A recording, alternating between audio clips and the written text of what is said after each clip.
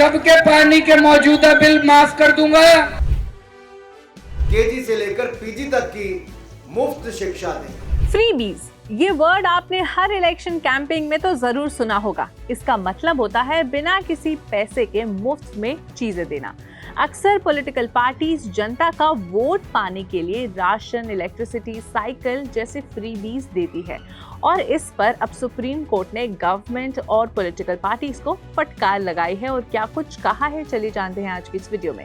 Hello and welcome to Switch, मेरा नाम है सिमरन। सुप्रीम कोर्ट ने इलेक्शन से पहले सरकार और पॉलिटिकल पार्टीज द्वारा अनाउंस किए गए फ्रीबीज पर कठोर रुख दिखाते हुए कहा है, कोट एंड कोट, क्या हम एक पैरासाइट्स की क्लास क्रिएट नहीं कर रहे हैं, क्वेश्चन मार्क। कोर्ट ने कहा है कि ये फ्रीबीज लोगों को काम करने से रोक रहे हैं और महाराष्ट्र जैसे राज्य में ये लेबर फोर्स को कम कर रहा है। जब जस्टिस बी.आर. गवई और ए.जी. मसाई की एक बेंच एक प्ली सुन रही थी जो होमलेस लोगों के शेल्टर होम से जुड़ी थी, तब एक पिटिशनर ने कहा था कि पॉलिसीज सिर्फ अमीर यानी रिच लोगों के लिए डिजाइन की गई है, कोट एंड कोट। असली विक्टिम्स तो हैव नॉट्स, गरीब्स और होमलेस लोग होते हैं। इस देश में होमलेसनेस के कॉज एड्रेस नहीं किए जाते, सबसे कम प्रायोरिटी इसी चीज को मिलती है। जिस पर जस्टिस गवई ने इस बात पर सख्त रुख दिखाते हुए पिटिशनर से कहा कि पॉलिटिकल स्पीच की जगह वो सिर्फ आर्ग्यूमेंट्स तक ही सीमित रहे। एडवोकेट प्रशांत भूषण, जो एक दूसरे पिटिशनर के लिए कोर्ट में थे, उन्होंने कहा कि शेल्टर्स को ब्यूटिफिकेशन के नाम पर हटा दिया जाता है, इसी वजह से पिटिशनर ने ये बात कही। लेकिन बेंच ने कहा कि दिल्ली सरकार के काउंसिल ने कोर्ट को बताया है कि ये शेल्टर्स खुद ही डिलैपिडेटेड स्टेट में रहते हैं। जस्टिस गवई ने कहा कि कोट एंड कोट एक एफिडेविट फाइल किया गया है जिसमें बताया गया है कि क्या फैसिलिटीज प्रोवाइड की जाएंगी। तो फिर अगर हम इन लोगों को सोसाइटी का पार्ट बनाने की जगह सिर्फ फ्री चीजें देते रहेंगे तो क्या हम उन्हें देश की डेवलपमेंट में कंट्रीब्यूट करने से नहीं रोक रहे हैं। उन्होंने ये भी कहा कि इलेक्शंस के टाइम पर आने वाले फ्रीबीज जैसे लाडली बहना और दूसरी स्कीम्स की वजह से लोग काम करना पसंद नहीं कर रहे हैं। जब फ्रीबीज, फ्री राशन और बिना काम किए पैसे मिल रहे हैं तो कोई काम क्यों करे। आपको बता दें, ये पहली बार नहीं था जब जस्टिस गवई ने फ्रीबीज का मुद्दा उठाया। 7 जनवरी को जुडिशियल ऑफिसर्स की सैलरीज और पेंशन्स के मुद्दे पर सुनवाई होते वक्त भी उन्होंने कहा था, कोट एंड कोट, राज्यों के पास उन लोगों के लिए तो पैसा है जो काम नहीं करते, लेकिन जब फाइनेंशियल कंस्ट्रेंट्स की बात आती है तो ये देखा जाना चाहिए।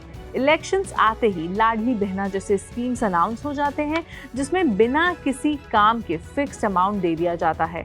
दिल्ली में भी अब ये नए अनाउंसमेंट्स देखे गए थे कि कोई पार्टी अगर पावर में आएगी तो वो 2500 रुपए देगी। सुप्रीम कोर्ट अभी तक उन पेटिशंस पर सुनवाई नहीं कर पा रही है जो इलेक्शन से पहले दिए गए फ्रीबीज को चैलेंज करती है, लेकिन ये मुद्दा कोर्ट के समक्ष है।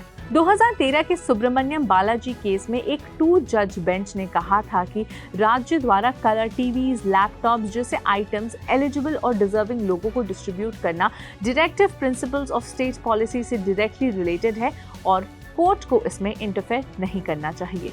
2006 के तमिलनाडु असेंबली इलेक्शंस में डीएमके ने हर घर को फ्री कलर टीवी देने का वादा किया था अगर वो पावर में आती है तो। डीएमके ने इलेक्शंस जीत लिए और इसके लिए ₹750 करोड़ का बजट एलोकेट किया गया था। फिर वहीं 2011 के इलेक्शंस में रूलिंग डीएमके ने भी ज्यादा फ्रीबीज अनाउंस किए। ऑपोजिशन एआईएडीएमके लेड अलायंस ने भी free grinders, mixies, electric fans, laptops, computers, 4 gram gold, 50,000 cash शादी के लिए ग्रीन हाउसेस और 20 केजी फ्री राइस जैसे वादे किए। एआईएडीएमके ने इलेक्शन जीता और इन प्रॉमिसेस को पूरा करने के स्टेप्स लिए। सुब्रमण्यम बालाजी ने इन स्कीम्स को चैलेंज किया। 26 अगस्त 2022 को उस वक्त के चीफ जस्टिस ऑफ इंडिया की बेंच ने फ्री बी बैन की डिमांड वाली पिटीशन को एक 3 जज बेंच को रेफर किया जो अब 2013 के जजमेंट पर फिर से विचार करेगी। बट अबव ऑल, आपकी क्या राय है फ्रीबीज पर? क्या फ्रीबीज सच में सोसाइटी में पैरासाइट्स पैदा कर रहे हैं जो काम नहीं करना चाहते और सिर्फ मुफ्त की चीजों का लाभ उठाना चाहते हैं, या फिर फ्रीबीज लो इनकम क्लास लोगों के लिए एक राहत का जरिया है? अपने विचार हमें कमेंट्स में जरूर बताएं और देखते रहे स्विच।